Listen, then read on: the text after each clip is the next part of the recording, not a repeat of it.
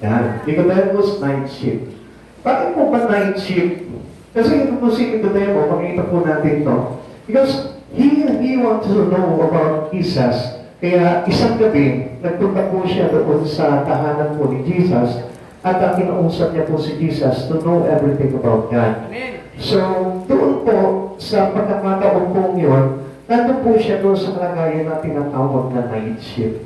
Okay? Papaliwanag po natin yan. Dadangin ko po na maintindihan po natin ito. Baka mamaya, nandun pa po tayo doon sa tinatawag na night shift. Sabihin mo sa katabi mo, nasa night shift ka ba?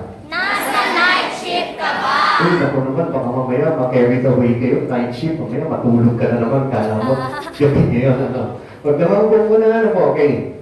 The pressing need of a religious man. Ito, man po yan, okay. Kami po tayo dyan. Nicodemus, a ruler of the Jews, came to Jesus at night. Gabi po siya, nagpunta po siya kay Jesus.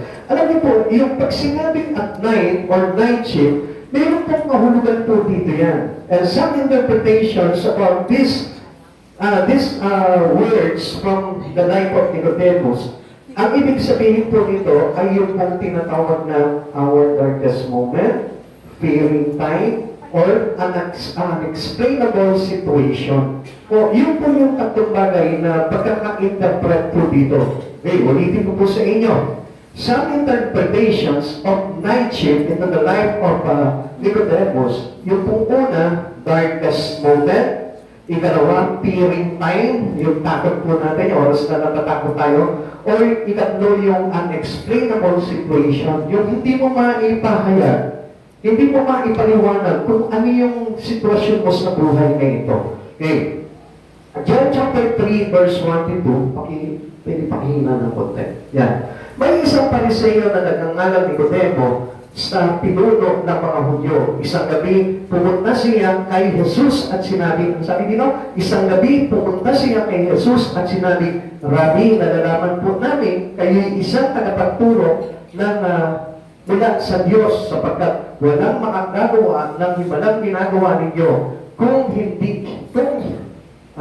wala sa inyo ang Diyos. Okay? Kung makikita po natin dito, no, there is an interest. There is a curiosity about what he feel about Christ Jesus. Meron po siyang parang gustong matuklasan.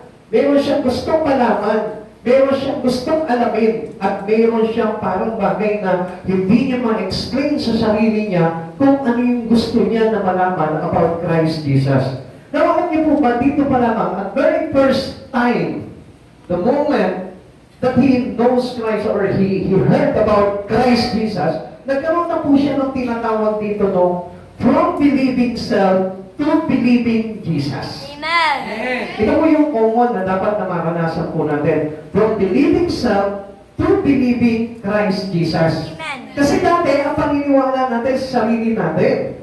Ang paniniwala natin, yung isipan natin. Pero, nung time na nagkaroon ka ng curiosity, nung marinig mo about something in Christ Jesus, nagkaroon ka ngayon ng gustong tuklasin. Nagkaroon ka ng interest na malaman kung ano itong mga bagay nito. And then, here we go, nagkaroon ka ngayon ng pananampalataya sa ating Panginoon. Nicodemus is a seeking religious man who is lost. Marahil ito po maririnig po natin palagi ito sa mga tao na we are religious person, pero alam niyo po ba, hindi yun ang mahalaga po sa atin yung pagiging religyoso. Actually, yung religyoso, isa lamang pong pride ng tao po yan. Amen. Na kailangan na hindi yan ang ipamuhay natin, kundi ano po ba yung dapat? Ang dapat na malaman po natin at matuklasan po natin, yung makilala natin si Jesucristo sa buhay po natin during night shift. Now, kung titignan po natin, we are all belongs to the night shift. Lahat po tayo merong mga darkest moment, unexplainable situation, meron po tayo mga kaguluhan sa buhay, nandun po tayo under the bondage of sin. Yung po yung tinatawag na night shift po namin. Yung wala ka pang pananampalataya sa Diyos, yung wala kang bagay na gusto tungkol sa Panginoon, yung po yung mga night shift ng buhay po ng tao. Amen.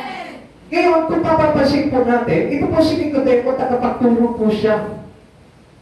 Isa po siyang pinuno ng mga Pariseo na nagtuturo ng batas. Amen. tungkol sa ating Panginoon. So, meaning, he is a religious person. Amen. Now, kung halimbawa, ganito po ang sitwasyon mo, halimbawa, nagbabasa ka palagi ng Bible, kaya lang, wala ka namang involvement into your relations to God, I tell you, that was a religious only. Amen. Kung halimbawa, nagpapray ka palagi sa bahay mo, pero wala ka namang relasyon, o ganap na pagkakaalam o pagkakakilala sa Panginoong Jesucristo, that was only religious. Alam niyo po, hindi po maganda po yun. Kaya nga po ito si Nicodemo, alam niya ang batas tungkol po sa ating Panginoon, but still, he is lost. Amen. Ibig sabihin po nito, hindi pa rin po siya ligtas. Na kahit magbasa ka ng magbasa ng Biblia, kung hindi mo makikilala ng lubusan si Jesucristo at tatanggapin mo ng buong puso si Jesucristo sa buhay mo, I tell you, hindi ka pa rin masasave. Amen. Kaya nga, kailangan po dito, makilala natin ang Panginoon. He is afraid of public opinion, so stick to the Savior. So, ibig sabihin po ito, palihig po siya na nagpunta po kay Kristo. Amen. Ito ganyan din po tayo. Kung isa nahihiya tayo lumapit sa Panginoon, ano mo, iniipagtira ko doon sa Jacob? Anong gagawin ko doon? Nakakaya. Isa pa Katoliko ko, isa pa Muslim ako, isa pa Jehovah ko, isa pa Iglesia ko. Yun po yung pride ng isang pagiging religyoso. Amen? Amen. That was only a pride that cannot be save us. Amen. It cannot be save us. So meaning, ito pong pride na ito na pinanghahawakan lang natin, yung reliyon o yung mga kaalaman mo, ang ibig sabihin po niyan, hindi yan makakapagligtas sa iyo kung wala kang personal na relasyon kay Jesucristo, nothing. Wala. Amen? Kaya nga po, ang kailangan po natin na maipulso po dito, yung isang araw, kahit na nahihiya ka, subukan mo puntahan si Jesus sa buhay mo at kilalanin mo po siya. Miracles by the Master had caught his attention. Now, alam niyo po, tayo din po, kumisa, nakakita na po tayo ng mga himala ni Kristo eh. Kaya lang po, ang problema po sa atin, parang hindi po tayo mahulog. Doon sa yung attention natin, hindi mahulog-hulog sa Panginoon. At alam niyo po ba, noong panahon ni Jesus Christ, while He was ministering the earth, alam niyo po ba, kaya siya nagpakita ng mga himala para na sa gano'n, mahulog ka, mahulog yung attention mo, mapol ka kay Jesus. Amen. Di ba kapag tayo mga kabataan, mga kadalagahan, o mga binataan, kapag may dumaan maganda sa kanila, napapol agad sila. Sabi, ganda nito. Ang sexy naman ito. Napapol ka agad. Kaya, yung interest mo, ito, saan yun? Sa party na yun? Alam ko, yung number niya, inaalam agad natin. This is how God wanted for our heart. Amen. Yung mapol ka sa Kanya, yung magkaroon ka ng interest sa Kanya. Kaya nga, kapag hindi mo na nakita yung crush mo, ano ba naman yan? Di ko na siya nakikita. Ano pa naman yan? Hindi na ako napapakilig. Yeah? May mga ganong pagkakataon, may mga ganong issue sa buhay natin. Now, ganon din po tayo kay Lord. Minsan tumadaan na sa harapan natin ang Panginoon, hindi na nga gabi, umaga na nga, pero minsan hindi ka pa kinikilig. Minsan parang hindi pa napupol. Minsan parang hindi ka nai-love sa Lord. Minsan parang hindi, kahit na yung himala na ginawa sa buhay mo ng Panginoon, baliwala lang sa'yo. Yung sinave ka sa karamdaman, baliwala sa'yo. Yung pinagaling ka doon sa mga mabibigat na karamdaman mo, baliwala sa'yo. Hindi mo nakita yung miracle ng Lord doon. Yung inibsan niya, yung mabigat na pagsubok mo during night shift, hindi ka pa rin na-inlove doon, hindi ka pa rin na-pull doon, hindi pa rin na-caught yung attention mo doon. Pero ang tinignan mo pa rin yung pangit na nangyari sa buhay mo. You know what? Alam niyo po ba kung bakit? Kaya po, kung minsan, ang pangit na pangyayari sa buhay natin na nakikita natin, because of ingratitude spirit, hindi marunong magpasalamat sa Panginoon. Kasi kung ang isang tao, ang katulad mo, na kumikilala talaga sa Panginoon, walang gagawin niya kundi magpasalamat sa Panginoon. At during night shift, kapag dumarating sa kanya yung mga madidilim na pangyayari sa buhay niya, marunong pa rin magpasalamat sa Panginoon niya, at hindi niya ini-ignore ang Panginoon. Alam niyo kung bakit? Kasi mayroon siyang puso na marunong magpasalamat sa Panginoon. And then later, doon niya makikita yung kagandahan ng bagay na marunong magpasalamat sa Diyos. Hindi na yung para bagang kapag halimbawa, daming miracle na ginawa sa buhay mo ang Panginoon. Kung natatandaan niyo nun, lahat tayo na narito ngayon naka-experience ng miracle ng Lord. Siguro napapaisip ko, wala namang ginawang himala sa buhay ko ang Panginoon eh. Marami. Marami. Yung anak mo na nagkaroon ng karamdaman, pinagaling, mayroong anak na Diyos. Yung wala kang panggastos, katulad ng testimony niyo, pero pinoprovide pa rin yung pagkain ninyo, mayroong anak na Diyos. Yung hindi ka na masagasaan, pero naiiwas ka, mayroong anak na Diyos. Mga kapatid sa Panginoon, yung umulan lang. Diba? Yung umulan lang sa kainitan ng panahon, that was miracle of God. Ngayon, kapag bagyo, yung sumikat yung araw, that was miracle of God. Kaya lang, tinitignan natin yun nang walang pasasalamat. Kaya kamisan hindi tayo makot ng interest kay Kristo Jesus. Kaya anong ginagawa mo? Ang nakikita mo na lang yung naging kabiguan mo. At alam mo ba kung bakit ka nabigo? Kasi hindi ka marunong magpasalamat sa Diyos. Kasi hindi mo pinagpasalamat yung mga miracle na ginawa sa iyo ng Panginoon. Kasi miracle na yun na supposed to be, ang laki na dapat ng interest mo sa Panginoon, ang laki na dapat ng curiosity mo sa Kanya to know Him well, pero anong nangyari? Hindi mo pa rin siya pinansin sa buhay mo. Binaypas mo pa rin ang Lord sa buhay mo, kaya still you are on the night shift. Kaya nandun ka pa rin sa karimlan. Kaya hanggang ngayon, takot ka pa rin dahil ang problema pa rin na nag-overwhelm sa iyo, hindi yung kapangyarihan ni Yesu Cristo. Okay, let's go further para maintindihan po natin ito. A seeker who learns religious doesn't save. Yung pong halimbawa, let's say, sabihin po natin, matagal ka ng Kristiyano, matagal ka ng Katoliko, matagal ka ng Iglesia, matagal ka ng born again, hindi po yan yung maglalagay sa atin para maligtas po tayo. Ano po ba talaga? Kahit sa reliyon, kung mapamumuhay mo lang, yung pagiging religyoso mo, hindi ka maliligtas. You cannot be saved. Kung ang pinangahawakan mo ng Katoliko mo, Iglesia mo, born again mo, Jehovah mo, Muslim mo, kung yun lamang ang panghahawakan mo, you never save. Amen. Amen? Amen. Bakit? Ano po ba talaga ang kaligtasan? There is only one way of salvation. Eternal life comes through a new birth. Kaya nga may born again, ang ibig sabihin nun, it is a new birth. Kailangan ma-transform, ma-convert yung buhay natin into Christ Jesus. Kaya nga kung halimbawa, let's say, wala kang ka-interest kay Jesu Cristo, na makilala mo siya ng lubusan sa puso mo, I tell you, you cannot be saved. Because the way of salvation was in Christ Jesus, not in Cristo. Wala doon sa mga binabasa mo. Kahit na magbasa ka ng magbasa ng Biblia, kung hindi mo lubos na tinanggap ang Espiritu ni Jesu Cristo, hindi mo mauunawaan ang Biblia. Kahit ilang ulit mo i-cover to cover ang Bible, hindi mo mauunawaan ang Biblia kung hindi mo tatanggapin yung Espiritu ni Jesu Cristo, which means it is a new birth. Amen? Naiintindihan po natin, nasusunod pa po natin. Kaya ang napakahalaga na tayo po ay maipanganak na muli kay Jesu Cristo. It doesn't mean that when we go to church, you are already saved. Hindi po nangangahulugan na gano'n. Kasi once na nagkaroon ka ng interest sa Panginoon, buhay na buhay yung iyong pakiramdam pagdating sa Lord. Bakit? Nararamdaman mo, ano ba yung nararamdaman ni Jesus ngayon? Mararamdaman mo, ano ba yung gusto ni Jesus ngayon? Mararamdaman mo, ano ba yung parang pinaiiwasan sa akin ni Jesus? Mararamdaman mo yun kasi it will happen to you a new birth. Nangyari kasi sa iyo yung maipanganak ka ulit sa ating Panginoon.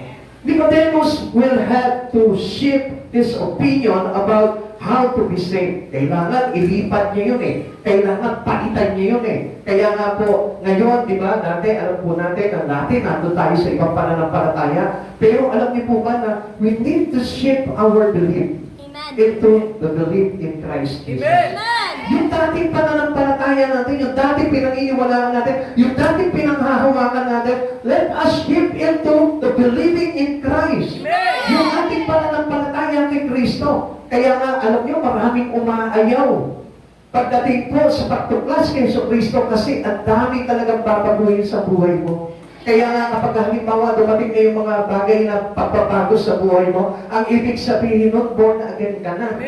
Ang ibig sabihin nun, it is a new birth. pinanganak ka na ulit. Yung pagka nag-iisip ka na, naku, kailangan baguhin ko na yung ugali ko. Naku, kailangan baguhin ko na yung karaputan ko. Naku, kailangan baguhin ko na yung lifestyle ko. Naku, kailangan baguhin ko na yung trend ng kasuotan ko.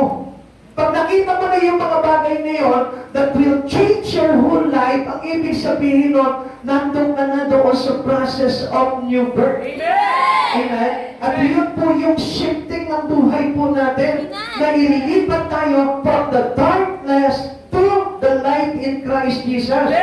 Ano sabi po ng John chapter 5 verse 54?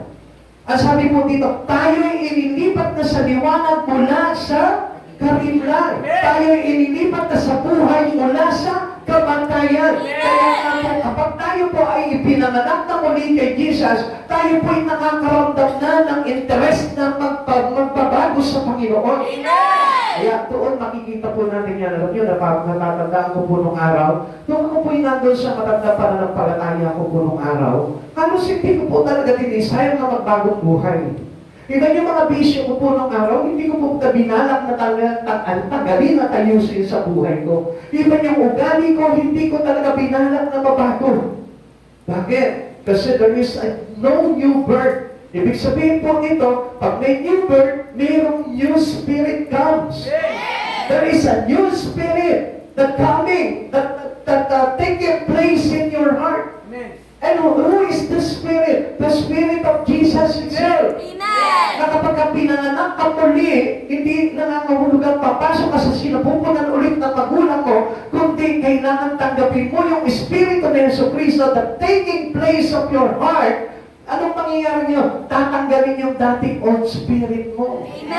Which is the Spirit of the Word. Yung Spirit of the Word, yun yung naglalagay sa iyo kung bakit lagi kang active sa kasalanan, active sa kamunduhan, active sa mga bagay na masama, active sa mga bagay na hindi maganda. Yun yung Espiritu na yun na nandun sa tao na gustong palitan ni Jesus while we are taking a new birth. Naintindihan po natin mga kapatid. Shift means to change or to convert. Pag sinabing shift means, ang ibig sabihin niyan, ililipat ka. Amen. Amen? Amen. Kaya kailangan po, ang isang tao na malapit kay Kristo ay inililipat na. Sabihin mo nga sa katabi mo, nailipat ka na ba? Nailipat ka na ba? Yan, baka kung isa lumipat lang ng bahay. Kaya nga po maraming mga kalalakihan sumasa kabilang bahay. Bakit? Kasi hindi na ilipat ni Jesus, kundi nailipat ng mundo.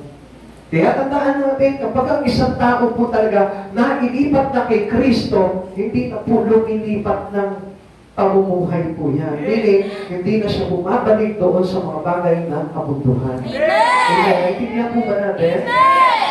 Colossians chapter 3 verse 23. Ano man ang inyong ginagawa, gawin ninyo ng buong puso na parang sa Panginoon kayo naglilingkod at hindi sa tao. Sapagkat si Kristo ang Panginoon, lilingkuran ninyo at alalahanin ninyo ang ninyong pagkalooban kayo ng Panginoon ang gantimpalang inilaan niya para sa inyo. Ano kaya itong gantimpala na ito? It is a life eternal. Sa mga bagong gustong magpalipat, ibig sabihin niya, kapag tinanggap mo yung paglilipat sa iyo ng Panginoon, where there is a reward of eternal life. Kaya nga pagpatuloy po natin na tayo po ay magpalipat sa Panginoon. Huwag ka mananatili sa kalagayan mo. Sabihin mo sa Lord, ipag-pray mo sa Lord, Lord, ilipat mo ko sa nais mo. Ilipat mo ko sa katotohanan mo. Ilipat mo ko sa katwiran mo. Lagi mong i-claim sa buhay mo, Lord. Gusto ko lumipat sa iyo. Gusto ko lumipat sa iyo. I don't want to stay in this world. I don't want to stay in my attitude. Amen. Lagi mong sabihin yan. Kung minsan, di ba, lagi lang natin hinihiling sa Lord, Lord, ibsan mo na yung kahirapan ko. Lord, ibsan mo na yung problema ko. Lord, ibsan mo na. Gusto natin mawala yung mga bagay ngayon. Pero kung minsan, ayaw natin lumipat sa Panginoon. At alam niyo po ba that Jesus can handle everything about us. All our darkness. Kayang i-handle ng Lord yan. Kaya one thing lang ang dapat gawin natin. We need to transfer or to shift to Christ Jesus. Yun po yung mahalaga doon. Okay? The truth of salvation. What is the truth of salvation? Ito po iyon, yung katotohanan. Kasi marami nag-claim, ligtas na sila, pero in the wrong way. Hindi tayo magkakaroon ng salvation in a wrong way. There is a truth of salvation na kailangan po natin na ma-achieve. And what is this? Number one, salvation cannot be inherited. Hindi yan mamamana. Kung may kaligtasan ng magulang mo, oy na, ipamana mo sa akin yung kaligtasan mo. Hindi po mamamana po yun. Kasi ang kaligtasan is individually. Amen. Na kailangan ikaw mismo yung maghanap kay Jesus. When you are on the night shift, when you are on the darkness, when you are on the unexplainable situation, yun yung pagkakataon na kailangan mong hanapin si Jesus. Kaya nga kapag halimbawa, let's say, alam nyo, kapag meron ka mabigat na pagsubok, makinig po kayo ha. Kapag pala ang isang tao, mayroong mabigat na pagsubok, ibig sabihin niyan, he is on the darkness. He is on the night shift of his life. Now, kaya nga may problema kasi kailangan mong pumunta kay Jesus. Kaya pala maraming pagsubok ang isang tao kasi ang layo kay Jesus. Kaya we need to go and close to Jesus. Kailangan lumapit ka kay Jesus sapagkat doon natin hihingin yung bagay na nais nating makuha. Most especially our salvation. And that was the truth of salvation. Yung kalunasan sa problema mo. Alam mo kaya hindi magkaroon ng lunas yung problema mo? Alam mo kung bakit? Kasi there is only one solution. If there is only one way to salvation, there is also one solution that we need to have in our life. Amen. And what is that solution? Jesus Christ. Gulo-gulo ka na sa problema mo. Lito-lito ka na kung anong gagawin mo. At hindi mo na malaman kung ano talaga yung magiging dapat mong gawin para maibsan yung problema mo. Now, alam mo, isang bagay lang ang kailangan mong gawin. Lumapit ka kay Jesus. Basta naglilingkod naman ako sa Panginoon. Kahit naglilingkod ka sa Panginoon, sometimes hindi natin namamalayan ang layo pala ng buhay natin sa Lord. Ito po ay pastor. Kahit na pastor ako, kapag dumating yung problema sa buhay ko, sa pagsubok sa aming pamilya, ang ibig sabihin po niyan, medyo nalalayo na kami sa Lord. Don't ever think na kapag nag-share ka ng words of God, ang lapit-lapit mo na sa Lord. Don't ever think na kapag nagpe-pray ka, malapit ka na sa Lord. Check it out. Kailangan naman check po natin kung talagang totoo na malapit ka sa Panginoon. Kasi alam niyo po ba yung mga pagsubok, nagabit ng Lord yan, tinatawag na ng Lord, halika na anak, lumapit ka na sa akin. Kaya bumibigat yung buhay mo eh. Sabi ng Lord, come to me. Lumapit kayo sa akin, napapagalan, nabibigatan, bibigyan ko kayo ng kapahingahan. So, ibig sabihin pa na Lord, ang layo natin sa Lord. Kaya pala hindi maibsan-ibsan yung pagsubok sa buhay natin, di ba? Nangutang ka na ng napakalaking halaga, hindi pa pinatustusan yung problema mo. Tinawag mo na lahat ng batalyong mga polis, hindi pa rin naibsan yung problema mo. Gumamit ka na ng mga connivance mo, ng mga kumari mo, kumpari mo, tinawag mo na, pero wala pa rin naging sagot sa problema mo. You know why? Because there is only one solution. That's to Jesus. Kaya sa ganon, yung ating kabigatan ay mapalitan ng kapahingahan. Ano yung katabi mo, pagod ka na ba sa problema mo? Pagod ka na ba sa problema mo? Minsan, gagawin natin, pag pagod ka na sa problema mo, suko na lang, give up na lang, mali. Bakit ka susuko? And there is a solution. There is a great solution given to us by God.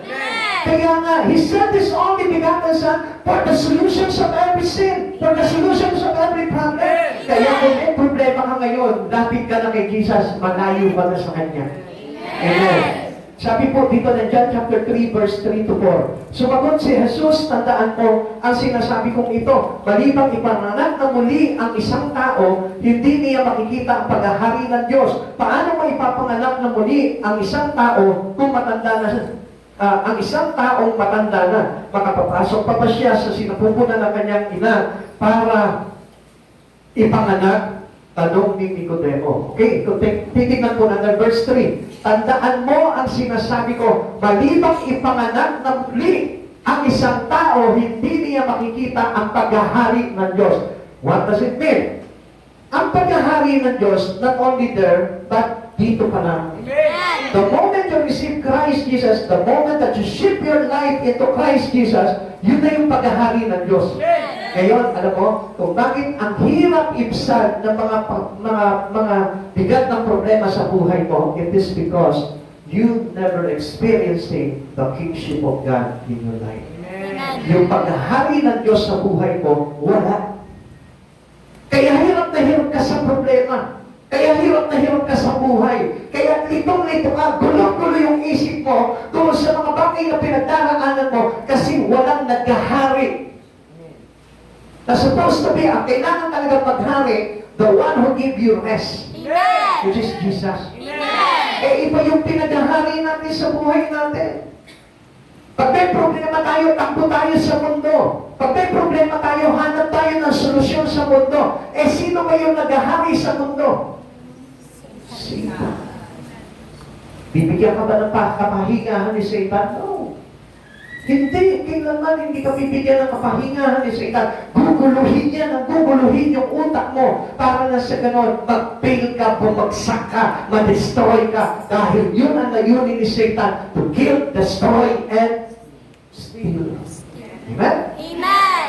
Samantala si Jesus, ang sabi niya, come to me, and I will give you rest.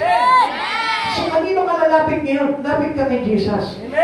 Kapag pagod ka na sa problema mo, ibig sabihin yan, ang layo mo na kay Jesus. May nagpapahirap ng buhay mo. Pwede ba pakisabi mo sa kanya, kaya ka nasa night shift ngayon? Kaya ka nasa night shift ngayon. Kasi ang layo mo sa liwanag ni Kristo. Kasi ang layo mo sa Lord. Always keep on remember that Jesus is the light of our life. Si Jesus ang liwanag ng buhay. Kaya kapag malayo ka na kay Jesus, madilim na ang buhay. Tignan mo yung katabi mo kung madilim. Maitim. Hindi ko sinabi maitim, sabi ko madilim. Ha? Tinitignan nyo agad yung kutis yung ha? Pagyaan, halimbawa, magulo na ang buhay niya, ibig sabihin nasa karimlan yan. That he need the light of Christ Jesus. Amen. Amen. Amen po ba? Amen. Nicodemus grapples with the thought of new birth niya. Siya po mismo, parang may struggle po siya doon eh. Parang sinasabi niya, paano yun? Matanda na ako, paano ko maipapanganak muli? Tanungin mo yung katabi mo, ikaw, paano ko maipapanganak? Ikaw, paano ka may papanganak? Minsan nga, may lumapit po sa akin nung araw eh. Sabi niya, nung tinabi ko po yung chapter 3 na ito, sabi niya gano'n, Pastor, mahihirapan na akong maipanganak muli. Bakit? Sabi ko, patay na yung nanay ko eh. Sabi ko, hindi yun. Kailangan tanggapin mo si Iso Kristo. Sabi ko, patay na lang yung nanay niya. Eh gusto ko sana sabihin, ipunta mo sa simenteryo.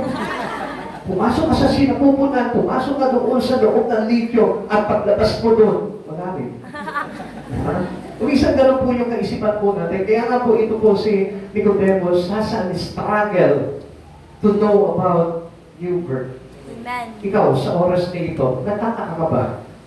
Nagugulat ka ba kung ano po itong tinatawag na pagpapanganak na muli? Kaya nga po hindi natin maintindihan yung kaligtasan. Kaya nga po tayo po'y nananangan lamang sa reliyon, dahil hindi natin lubos na maunawaan yung tinatawag na new birth. Ang sabi ng Lord, maliban ng isang tao ay maipanganak na muli, doon lamang siya paghaharian ng Diyos. Amen? Amen. Ang sabi po ni Nicodemo po dito, how can a man be born when he is old? Paano kami maipapanganak kung matanda na? Can a man return to his mother womb and be born? Kailangan ba bumalik kami sa tiyan, sa sinupupan na magulang po namin, at upang kami ipanganak po muli kami? Naguluhan po dito si Nicodemo eh. Why? Kasi ang pinanghahawakan niya lang his own knowledge. Amen. Ang pinanghahawakan niya lang yung sarili niyang kaalaman. Kaya nga pinalapit siya ni Jesus doon sa kanya para na sa ganon maunawaan niya yung tinatawag na salvation of truth. Yung katotohanan sa kaligtasan. Amen. Many think eternal life comes through family ties. Di ba? Minsan, naku, kailangan close ako sa family ko. Kailangan magalang ako sa family ko. Kailangan mabuti ako sa mga anak ko. Kailangan mabuti ako sa mga magulang ko. Akala natin doon nagkukuha yung kaligtasan. It's all wrong. Wala po doon yun. Kahit maging mabuti kang nanay, mabuti kang tatay, mabuti kang anak, I tell you, hindi mo makukuha yung tinatawag na salvation. Because there is truth in salvation. Amen. They have been born into respected family. Yun yung parang pinanghahawakan nyo. Kailangan mabuti yung pinanggalingan kong pamilya. Kailangan mga banal yung pinanggalingan kong pamilya. No, hindi pa rin maliligtas doon. And what else? They have been taught the basics of the Bible. Not only the basic. Kailangan makilala mo talaga si Jesus. Hindi lang yung malaman mo yung John 3:16, ligtas ka na. Hindi lamang malaman mo yung Romans chapter 5 verse 8, ligtas ka na. It is not come into one verse. Hindi lamang sa isang verse lamang na mabasa mo, may kaligtasan ka na. Kundi ang kailangan dito, lubusan mo makilala si Jesucristo at lubusan mong tanggapin si Jesucristo sa buhay ko. Jesus begins to unravel the mystery. Binibreak niya yung mystery na yun. Amen. Yung mga bagay na kababalaghan na yun na kung saan iniisip ng tao na maliligtas siya sa pamamagitan lang ng sarili niyang kaunawaan. Ang sabi ni Jesus, John chapter 3 verse 6, that which is born of the flesh is flesh. Ang ipinanganak sa laman ay laman. Tandaan natin, kapag ikaw namumuhay ka sa laman, walang kaligtasan. Amen. Sabi mo nga doon sa katabi ko, Katabi ko. pag sa laman ka lang, walang kaligtasan. Pagsalamat ka lang. Paano mo ba nakikita yung mga tao na namumuhay lang sa laman? Ano ba yung mga makikita nyo na tao kapag nasa laman? Ano mo ma-distinguish po yung tao na yun? Ha? Alam niyo po ba? Kapag ang ipinag-uukulang pansin lamang yan, yung mga bagay na makasanlibutan, laman. Amen. Ang sabi pa ng Lord, that which is born of the Spirit is Spirit. Ang ipinanganak sa Espiritu ay Espiritu. Amen. No, bakit po ba sinabi ni Jesus, no? There is a unravel the mystery. Ano po ba sabi ng Diyos po dito? Na huwag po tayong malito, huwag tayong maguluhan. Dahil ang pamumuhay sa laman ay laman at ang pamumuhay sa Espiritu ay Espiritu. Katulad po na sinabi po ng Galatians chapter 6, verse 8 to 10. Pakinggan niyo po mabuti. Gising po muna ngayon. Tanongin mo yung matabi mo, gising na ba? Gising ka ba? Yan, mabuti yan. Mas mabuti. Mas maliligtas tayo pag gising ka sa oras na ito. Amen. Okay. Sabi niya gano'n, ang nagtatanim, ang nagtatanim para sa sarili niyang laman ay aani ng pagkabulok mula sa laman. Ngunit ang nagtatanim para sa Espiritu ay aani ng buhay na walang hanggan. Kaya huwag tayong mapagod. Ang sabi po sa atin dito, huwag tayong mapagod, tuloy natin, sa paggawa na mabuti sapagkat pagdating ng takdang panahon, tayo ay aani kung hindi tayo susuko. Amen? Amen. So, ibig sabihin, yung paggawa sa Espiritu, hindi po yan sinusukuan.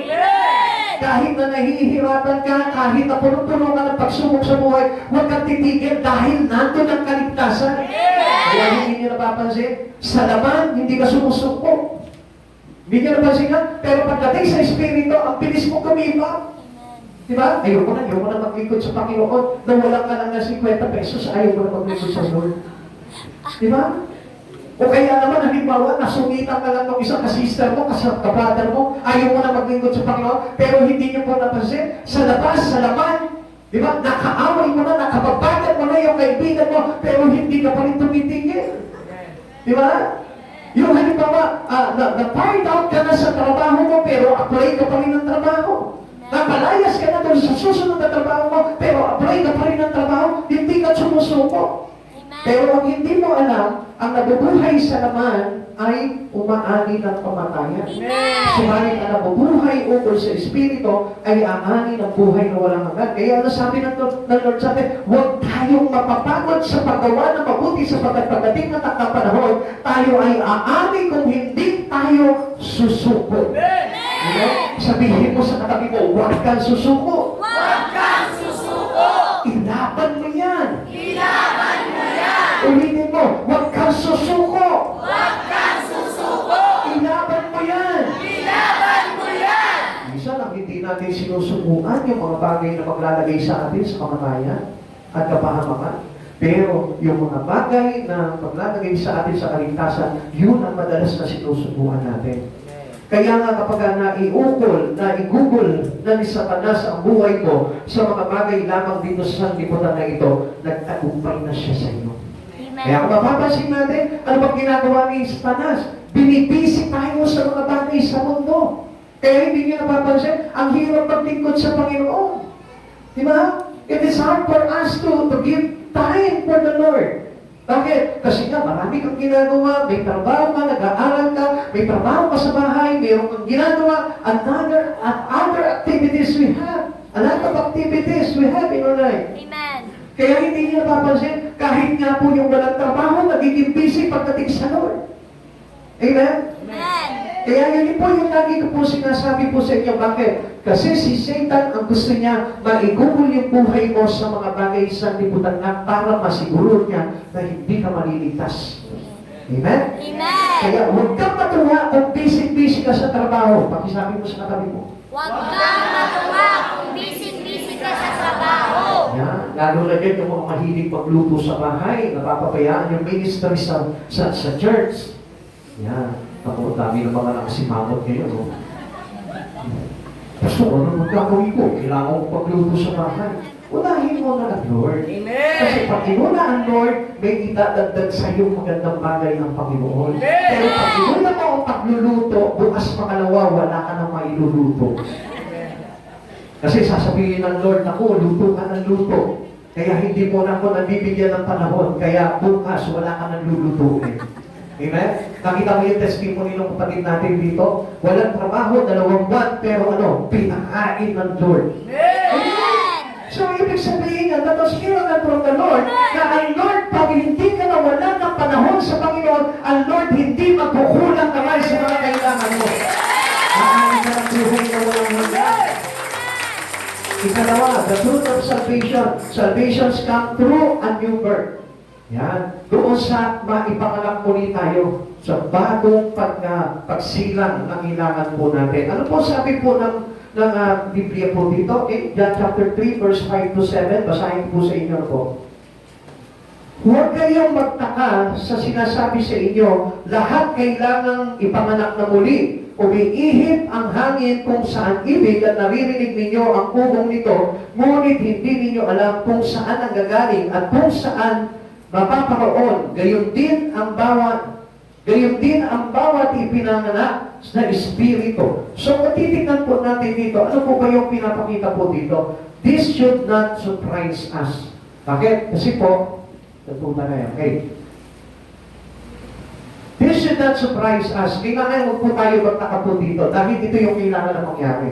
Kung ano ba, first time mo pa lang na makarinig po ng ganito, I tell you, ito yung talagang kailangan na malaman po ng bawat isa sa atin. Yung ang tao ay maipanganak po muli. Amen. Bakit? Kasi kailangan po ito para yung dating opinion, yung dating kaisipan, yung dating kaalaman, mapalitan ng katotohanan. Kasi alam po dati, sa mabuting tao ka, ligtas ka na. Basta tumutulong ka sa kapwa mo, ligtas ka na. Basta masunurin ka sa magulang mo, ligtas ka na. Basta hindi ka nagsasalita ng masama salita, ligtas ka na. Wala doon ang kaligtasan. Amen. Dahil magpakabait ka ng todo, kung hindi ka maipapanganak kay Kristo, you are not shaped into the life of Christ Jesus. I tell you, there is no salvation. Akala po natin dahil mapagbigay ka lang, hindi ka na madamot, mabait ka na. Akala natin may kaligtasan na. Kung hindi mo naman tinatanggap yung kapanganakan kay Jesucristo, hindi mo pinapasok yung Espiritu ni Kristo Jesus sa buhay mo, I tell you, wala pa rin salvation. Wala pa rin kaligtasan. Jesus told Nicodemus, he shouldn't marvel at it. Huwag ka magtatakat sa mga bagay na ito. Sapagkat ang salita ni Jesus ang nagsasabi sa kanya na huwag kang magtaka. Huwag kang maguluhan. Huwag kang mapasel. Huwag kang kumpagay parang malito sa mga bagay nito. Sapagkat once na tinanggap mo na si Jesucristo sa buhay mo at na naignat naghari sa buhay mo si Jesucristo, ikaw na mismo wala kang gagawin kundi sumunod na lang sa Kanya. Huwag ka magtatanong, ano ba dapat gawin ng isang naipanganak na muli? Hindi mo na kailangan tanongin sapagkat if you receive already the Spirit of Christ inside of your body, yun na yung maglalagay sa iyo, yun na yung maglilid sa iyo. Ito yung gagawin mo, ganito yung paraan, ganito yung kalalagyan, ganito yung mga bagay na kailangan mangyari sa buhay mo. At yun na po yun. Kahit hindi ka na magtanong, kahit sabihin mo na hindi ka na magtanong kung kani-kanino, paano ba ang born again? Malalaman mo na yun dahil you receive already the Spirit of God and that is born again. Amen! Amen. Nandiyan pa po ba tayo? Amen! Kaya nga, gusto ng Lord talaga, yung pong nasa isipan natin was already transcend. Amen! Gusto niya baguhin yun, palitan yun, alisin yun nandito kasi yun yung sagabal para tayo yung maipanganak na muli. Pag hindi natin nilinis yung ating isipan sa mga maling pananampalataya, maling mga kaisipan, hindi po tayo maipapanganak ni Heso Kristo. Kailangan kung marami kang laman dito, nakaalaman sa dating pananampalataya mo, kailangan itapon mo ito, palitan ito, tanggalin ito, at mapalitan yung opinion na narito para nga sa ganun makapasok yung Espiritu ni Heso Kristo na yun yung maglalagay sa iyo into a new birth, into a new life in Christ Jesus. 1 Peter chapter 1 verse 23, sapagkat muli kayong isinilang, hindi sa pamamagitan ng tao, kundi sa bisa ng buhay at walang kamatayang salita ng Diyos. Kaya nga kapag ito yung pinamuhay po natin, that is life. Amen. Amen? Pag pinamuhay mo ang salita ng Diyos, that is salvation. Amen. So we cannot bundle anymore. Hindi ka na magtataka, hindi ka na malilito. Na kapag itong mga bagay na nababasa mo, naririnig mo, according sa salita ng Diyos, ipinamuhay mo, wala pong kaduda-duda, ligtas ka. Amen. Kaya nga, kapag nadadala ka sa pakikinig, ibig sabihin po niyan, ipinapanganak ka na muli kay Jesus. Amen. Kaya tayo katabi mo, nagagala ka ba? Nagagala ka ba? Ibig sabihin po niyan, yung pong Espiritu ni Jesus, ipinapanganak ka na muli. Even though this is your first attempt, kahit ito po yung unang attempt mo, pero parang lumulukso yung kalooban mo. Natutuwa ka, nagagalak ka doon sa mga naririnig mo sa salita ng Diyos. I tell you, ibig sabihin niya, ipinapanganak ka na ni Heso Kristo. Amen. Tulong mo naman yung mga dito, baka mamaya nagagalit ka. Night shift ang tawag po dyan. Amen? Pag night shift, ibig sabihin, iba pa rin ang naghahari sa puso mo. Amen? Naiintindihan po ba natin? Hindi ba parang ang sama ng tingin sa akin? Maiintindihan nyo itong mga bagay nito kung papapasukin mo si Yeso Kristo sa puso mo. Nung araw, hindi ko po maintindihan eh. Kasi wala pa si Kristo sa puso mo. Nung araw, kahit na anong basa mo ng Biblia, hindi ko maunawaan. Kasi wala pa si Kristo. Pero pag pumasok na si Kristo sa puso mo, yun po yung magpapaunawa sa iyo na lahat ng mga pati na naririnig mo sa oras na ito. Kaya nga, tingnan niyo po ito. Religious background has nothing to do with salvation. Dati, ang dami po nakakausap po, ang gagaling po nila. Sasabihin nila, ako, ganito, ganyan. Ito yung sabi ng lola ko, ito yung sabi ng pari, ito yung sabi ng ating bahay namin, ito yung pinupaso, ito po yung sabi. Ang dami pinanghahawakan nila, pero isa lang naman dapat na may sabi. Sino? Si Yeso Kristo. Amen. Kasi kung minsan, iba yung naririnig natin sa sinasabi ni Jesus. Kaya yun yung kailangan na marinig po natin, yung tinig ng ating Panginoon, pero paano mo maririnig ang tinig ng Panginoon kung hindi pa ipinapanganak yung Espiritu mo kay Yesu Kristo? You cannot relate into Christ Jesus without accepting Christ Jesus. Kung hindi mo tatanggapin si Yesu Kristo sa buhay mo, I tell you, hindi mo mauunawaan at lihim pa rin sa iyo ang katotohanan sapagkat wala yung Espiritu ng katotohanan na magpapahayag sa iyo ng kaunawaan. Amen. Nicodemus, sabi dito, was a religious man, but he was lost. Nagpapasa siya ng aral. Nagpapasa siya ng batas tungkol sa kaligtasan o tungkol sa mga pinagbabawal ng ating Panginoon. Pero siya mismo, hindi siya ligtas. Amen. Nakita niyo na po yun. Kaya nga hindi lang basta binabasa ang Biblia. Amen. Kailangan tinatanggap ng buong puso si Yesu Kristo. Amen. At doon mo lamang po matutunghayan yung totoong kaligtasan. You must shift His confidence from word to grace. Ayan. Dati, ang yabang natin eh. Kaya mo yan, basta magpapakabalita ako, maliligtas ako. Kaya mo yan, basta tutulong ako sa kapwa ko, maliligtas na ako. Not by words, but by the grace of our God. Kaya nga, alam niyo, pinagsisikapan po natin na makamit yung kagandahang loob ng Diyos. Kaya nga, kahit sabihin mo, napakagaling mo, magaling kang umawit, magaling kang sumayaw, magaling kang kumanta pagdating sa Lord. Pero kung hindi naman lubos na naghangi sa puso mo ang Espiritu ni Jesus, there is no grace that brings you into salvation. Kami wala.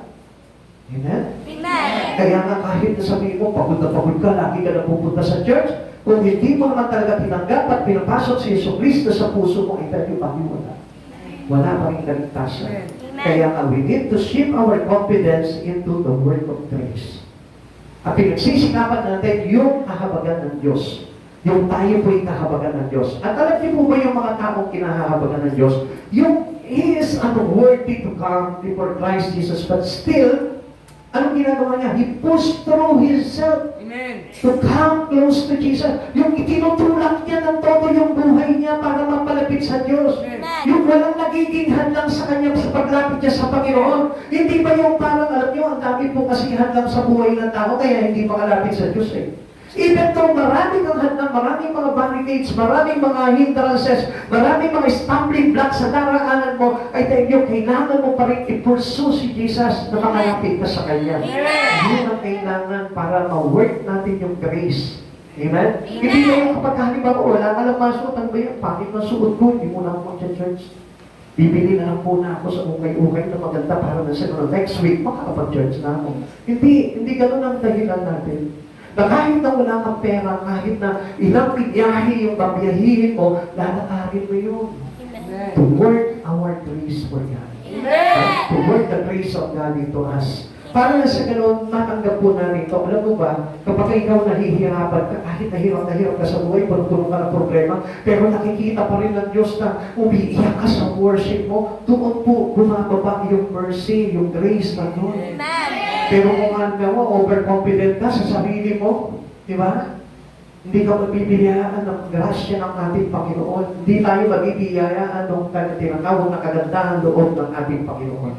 Kaya gusto ng Panginoon, you come to Him by humble heart. Amen. Nalapit ka sa Kanya na kahit napagod ka na sa buhay, marami ka ng problema, pero still, pinapriority mo pa rin yung ministry mo sa Panginoon, pinapriority mo pa rin yung paglilingkod mo sa Panginoon. I tell you, there is grace. Nandun yung habag ng Diyos, nandun yung magandang kalooban ng Diyos para sa iyo, para iligtas ka niya. Ephesians chapter 2, verse 8 to 9. Ang sabi mo dito, sapagkat dahil sa kagandahan loob ng Diyos, kayo ay naligtas sa pamamagitan ng pananampalataya, at ito'y kaloob ng Diyos at hindi mula sa inyong sarili. Kahit anong pagpapagal mo sa sarili mong kakayanan, hindi ka maliligtas. Hindi ito bunga ng iyong mga gawa, kaya walang may pagmamalaki ang sino man. So meaning, kailangan lamang po na mahabag ang Diyos sa buhay. Amen. Kaya, paano mahahabag ang Diyos sa buhay mo kung overconfident ka? Amen. Paano mahahabag ang Diyos sa buhay mo kung may pinanghahawakan ka dito sa isipan? Kung mayroong ibang nakaluklok sa puso mo, you cannot have the grace of God. Amen. Kailangan buksan mo yung puso mo, papasukin mo si Kristo, buksan mo yung salita, yung utak mo, papasukin mo yung salita ng Diyos, doon po magmamanifest yung grace ng Lord sa buhay po natin. Pero kung i-insist natin yung sarili natin pamamaraan and not the way of Christ Jesus, I tell you, you are on the wrong way and you cannot be saved anymore. Amen. Because there is only one salvation. There is only one way to salvation, which is the way of Christ Jesus. Accept the truth in Christ, accept the life in Christ, accept the way in Christ, and you will be saved. Amen. That is the grace of God. Yung pagkatipasin sa Kristo na kung puso, pag-aringin mo siya sa buhay mo, that was already the grace of God. Wala ka ibang gagawin pa. Basta tanggapin mo ng buong buo si Yesu Kristo at hayaan mo maghangin siya sa buhay mo. You have the grace of salvation. Now, ikatlo, salvations, the truth of salvations, number 3, salvation has its root in God's eternal plan. Meron pong pinanggagalingan, meron pinagmumulan, yung tinatawag na buhay na walang hanggan. At kung hindi mo malalaman kung ano yung pinanggagalingan ng plano ng Diyos para sa buhay na walang hanggan sa buhay mo, hindi mo mararating talaga yung buhay na walang hanggan. Amen. Minsan nagtatanong tayo, paano ko maliligtas? Until now, hindi pa rin natin alam kung paano ang kaligtasan. There is root.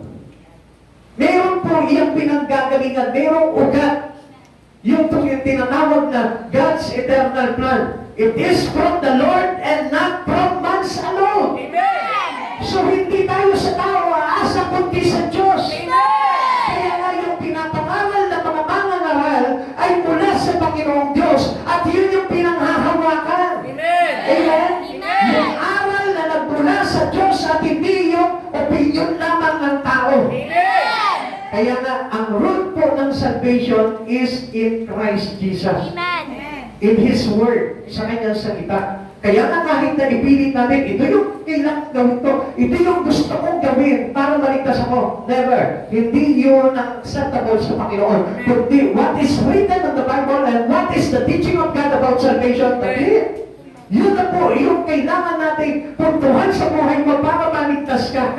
Wala nang iba. Amen. Kaya sabihin natin, maiintindihan ako ng Lord kasi alam ng Lord na hindi ko pa pwedeng gawin itong mga bagay na ito dahil marami akong ginagawa. I tell you, hindi pa rin uubra sa Lord yun. It cannot be accepted to God. Ang sabi ng Lord, offer your life as a living sacrifice, holy and acceptable to Him. Amen. So, ibig sabihin na pagbibigay natin ang buhay sa Panginoon, kailangan nandun yung turo ng kabanalan, nandun yung turo na kung saan katanggap-tanggap sa Panginoon. Not only you give your life into Him. And then, anong gagawin natin? Ibibigay nga natin yung buhay natin sa Panginoon, pero sino pa rin na nasusunod? Tayo pa rin.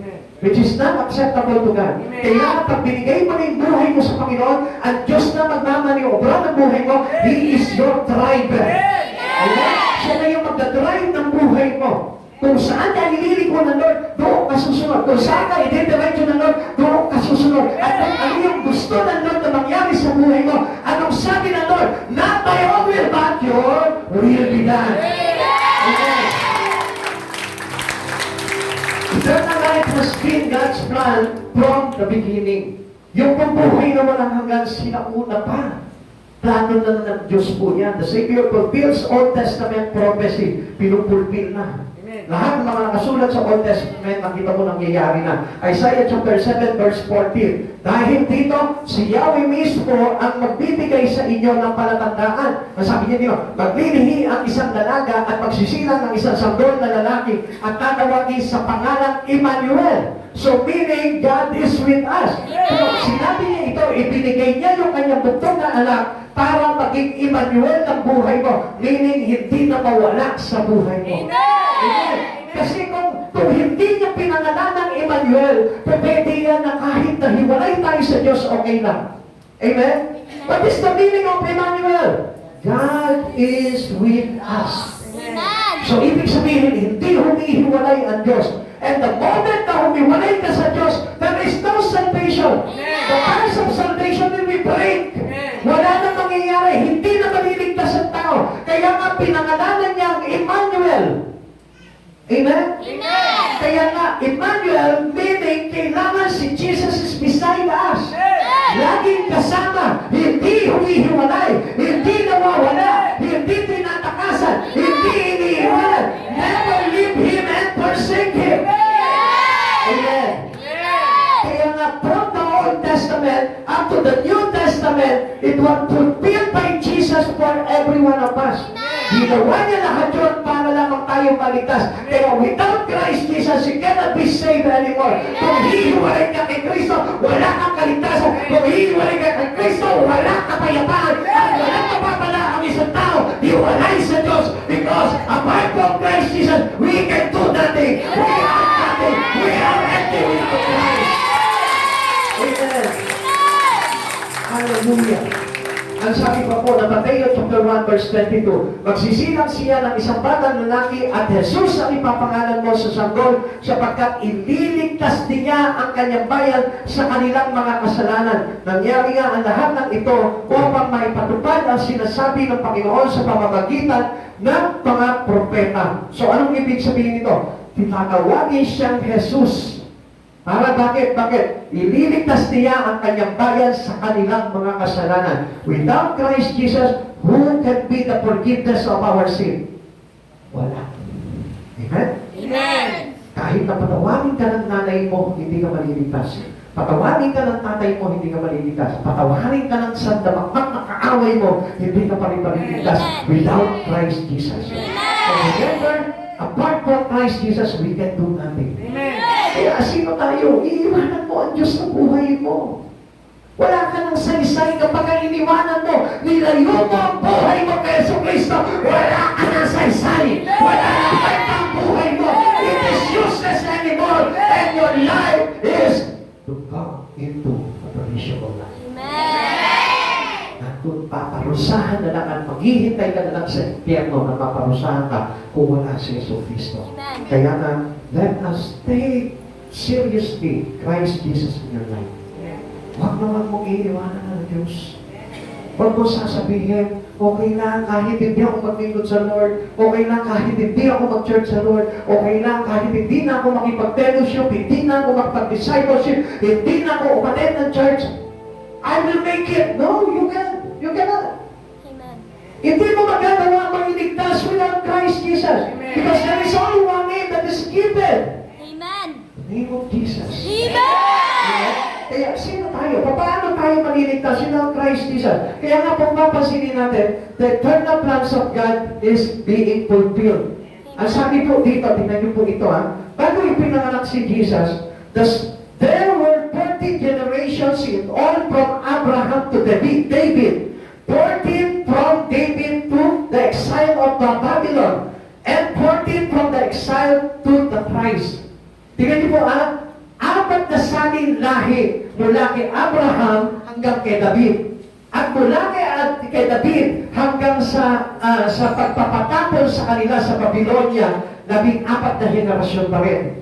At mula sa pagkakatapon sa Babylonia hanggang kay Yesu Cristo sa kapanganakan niya, 14 na saling lahi pa rin. So anong ibig sabihin nun? It is God's plan. Amen. He organized everything. Kaya nga yung kaligtasan natin without Christ Jesus, I tell you, wala kang magiging kaligtasan because the plan of God is already established already. Naka-establish na yan. Kaya huwag mong papaguhin yung kaligtasan. And without Christ Jesus, wala na.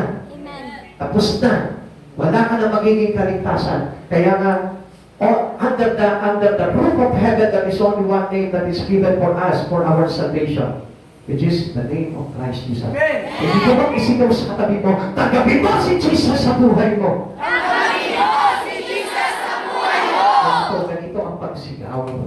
Pagsisigaw mo sa Kanya para makapasok si Jesus sa buhay niya. Ganito, tanggapin mo si Jesus sa buhay mo. Yan. Ayan niyo ba yun? Pag nagamit sa inyo yan, ibig sabihin yan, walang salvation yan.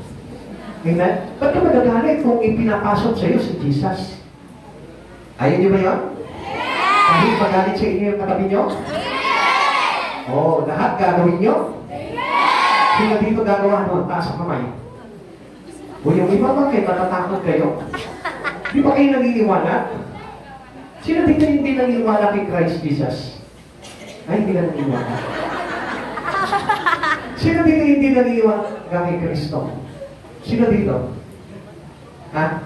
Sino? O sige, ganito yan. Isigaw mo sa katabi mo, tanggapin mo si Yesu Cristo para magkaroon ka ng kaligtasan. Tanggapin mo si Yesu Cristo para magkaroon ka ng kaligtasan. Ginagalit pa? Ginagalit pa? Ha? Yung iba nahihira, ang sabi mo sa atin, we must be witness for Christ Jesus. Kailangan maging witness ka. Eh kung takot ka, nasabihin sa katabi mo, tanggapin mo si Yesu Cristo para magkaroon ka ng kaligtasan. How can you be a witness? You cannot be a witness of Christ Jesus kung takot ka. Amen. Amen? Okay, sigaw mo ulit sa katabi mo. Tanggapin mo si Yesu Cristo para magkaroon ka ng kaligtasan. Yung iba natatakot. Yung iba nahihiya. Ha? Anyway, gusto ko po na malaman po ninyo, the word of truth is salvation. Amen.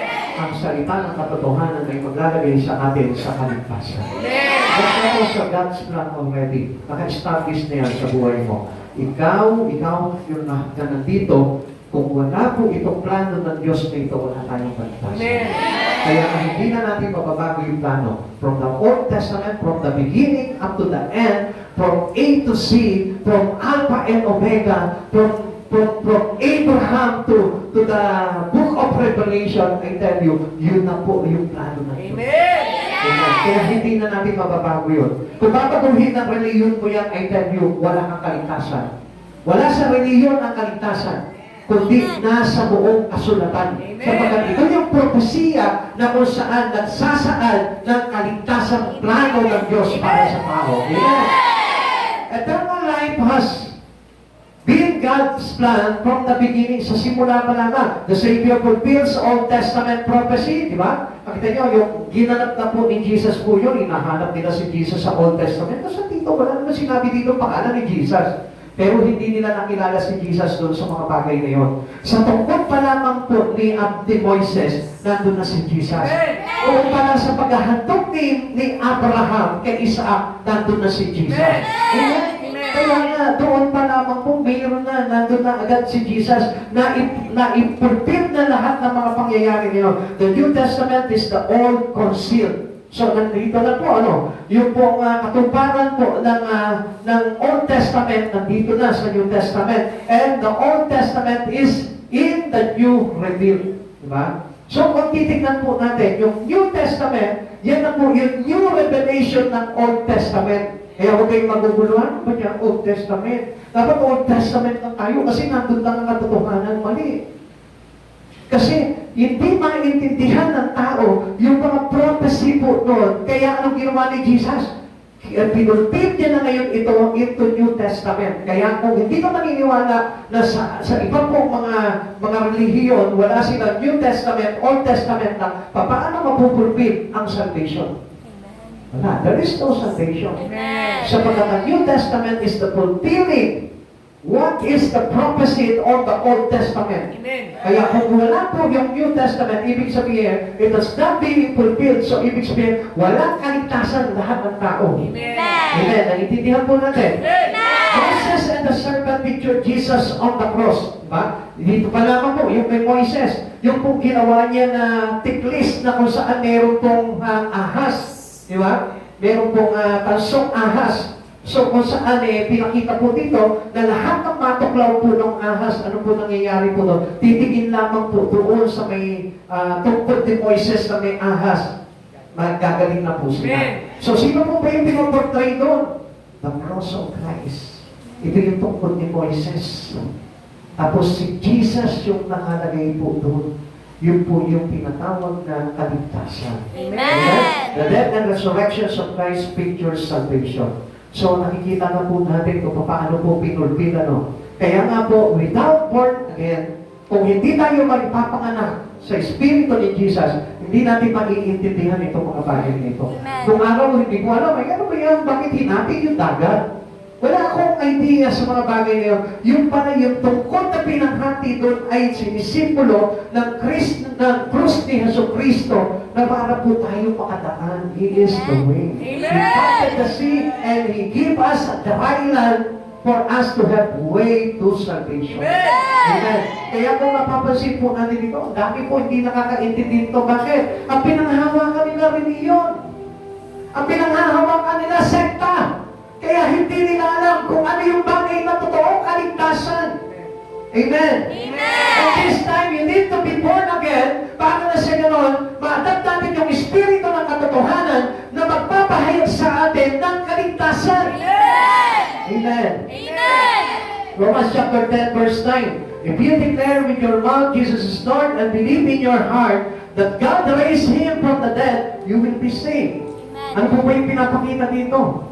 We cannot proclaim Christ Jesus, we cannot declare Christ Jesus is Lord kung hindi tayo mananampalataya at hindi tayo magkakaroon ng tinatawag na rebirth. Amen. Kaya nga mga kapatid sa Panginoon, never stop believing in Christ Jesus.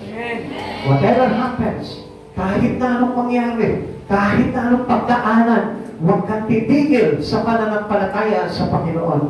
Not only believing by your mind, kundi by our action. Amen. Kailangan nandun yung ating pananampalataya. Wala sa isip, wala sa labi, wala sa mata, kundi nasa ating mga gawa. Amen. Amen. Amen. Kaya tayo gumagawa na ngayon dahil nananampalataya na tayo kay Jesus na nagligtas ng buhay po natin. Amen. Amen. Kaya mga kapatid sa Panginoon, pansinin niyo po ito. Always see the root of God's eternal plans of salvation.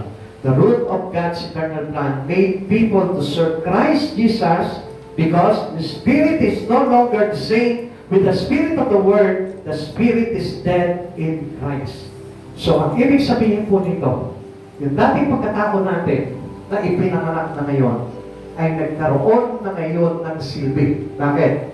Kasi, upon receiving the salvation from Christ Jesus, ito rin yung magtutulak sa atin. The same Spirit of Jesus, yun yung magtutulak sa atin para maglingkod tayo sa Panginoon.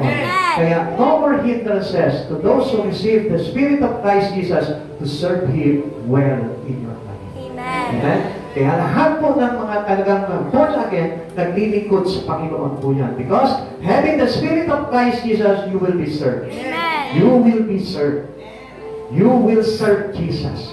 Lagi niyo po tatandaan yan, ang ipinanganak na muli kay Jesucristo ay mayroon ng bagong Espiritu at ang Espiritu na naghahari sa Kanya ay ang Espiritu ni Jesucristo at kapag mayroon ang Espiritu ni Kristo, yun yung magtutulak sa iyo para maglingkod ka na kay Jesucristo bilang iyong Panginoon, Hari at tagapagligtas. Tayo po lahat ay tumayo sa presensya ng Panginoon. Let us give glory to our Christ Jesus. Hallelujah. Ganun lamang po pala kasimple. Ang dami pa po natin hinahanap na reliyon. Ang dami pa po natin gusto tuklasin. Iisa lang po pala ang dapat na matuklasan natin. Yung pagkilala natin ng lubos si Yeso Cristo sa buhay po natin. Kaya nga sa oras na ito, kapatid sa Panginoon, why don't you confess with your heart?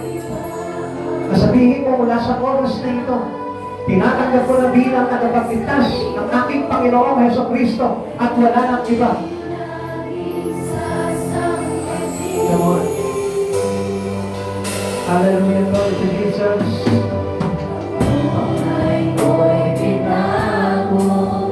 Dahil sa pag-ibig mo, tinubos sa kasalanan, pinalaya mo ako.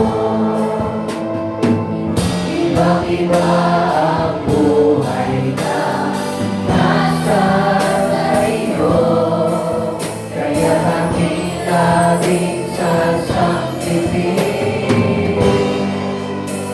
Salamat Jesus, hallelujah. Dahil sa iyo, meron kami nagkakasama. Dahil sa iyo, pinatawag kami sa lahat ng aming kasalanan. Dahil sa iyo,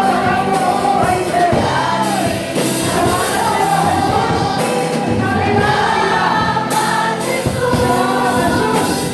Sa pag-ibig mo, bagong buhay, mula kay Yesu Cristo. Maraming po natin ang Panginoon. Sinulat ko kay Jesus.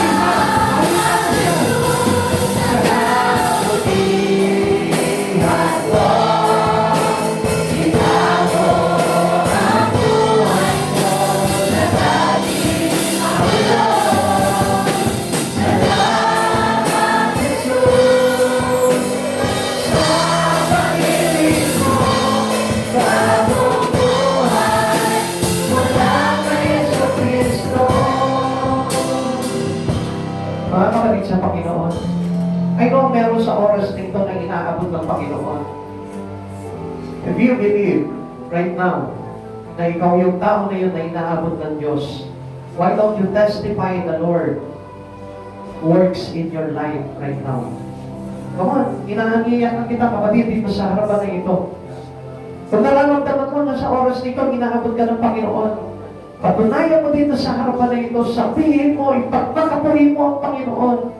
Inabot ako ng Lord para magkaroon ng kaligtasan. Kung huwag ka mahiya kapatid sa Panginoon, alam ko na mayroong inaabot ang Lord ngayon sa oras na ito.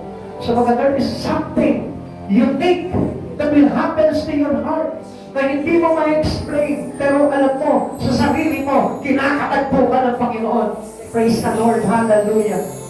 Come on.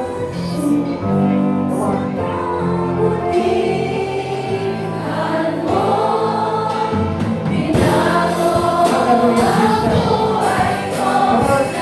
Bigyan niyo ito, God. Salamat, Panginoon.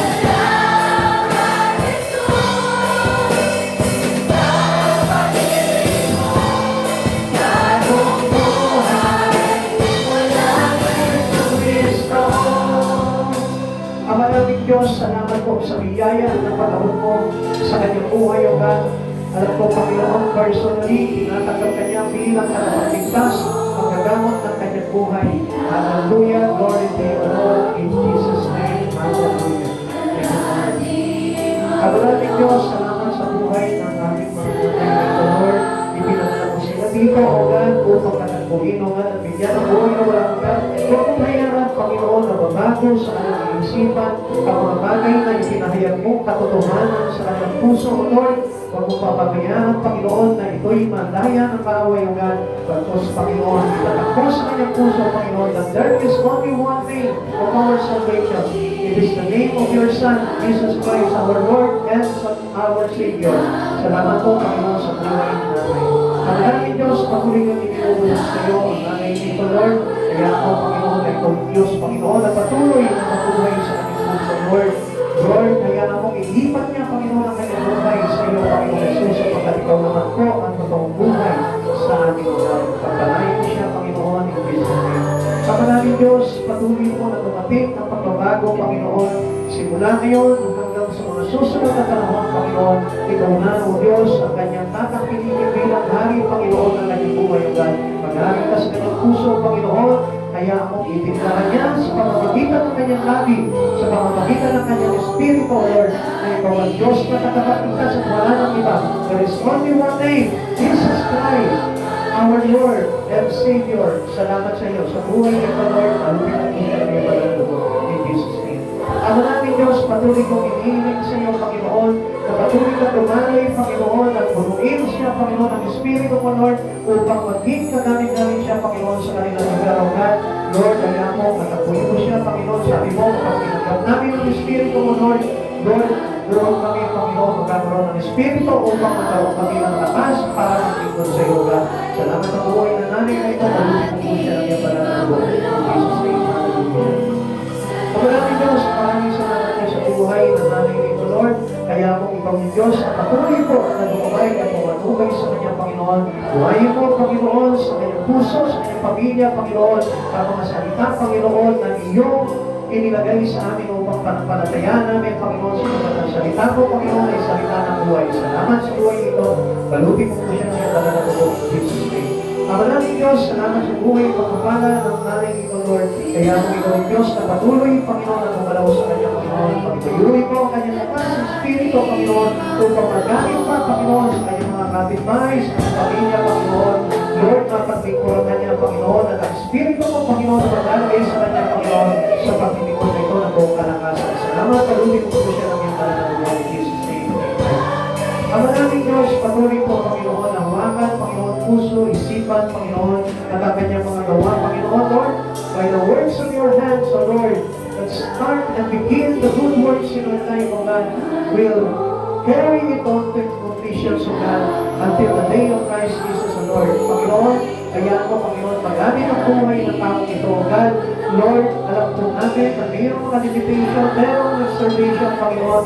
Lord, alam po, Panginoon, i-pray po ito sa kanya, Panginoon, at pagpakita niya, Panginoon, ang kahalagahan mo na paglilingkod, na pag-awag mo sa kanyang buhay, O God, Lord. Ipulpil mo po ito, Panginoon, sa pagkakaroon ko, Panginoon. You have purpose in life, O God. Meron kang layunin sa buhay ng tao ito. Balutin mo po siya ng iyong banal na dugo upang hindi mapakilaman ng kaaway, O God.